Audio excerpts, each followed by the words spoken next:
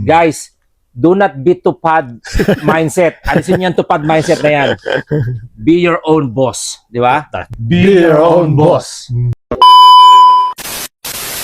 Boss, pinakaunang tanong, ito kagad ang tanong dyan.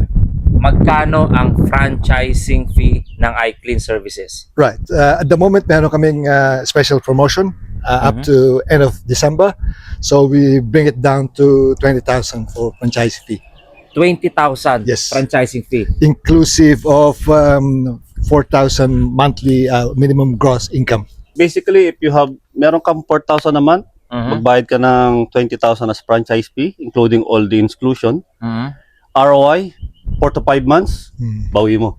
Wow, ganun kabilis sa cleaning. Yes. Depende pa yan Sa sipag. sa sipag mo. 1,000 a week, napakasimpleng i-achieve yun pagdating sa cleaning. Minsan one job lang, you can achieve that. Right. So, pag nag-franchise ako, no, 20K, may guaranteed na meron akong worth 1,000 A week?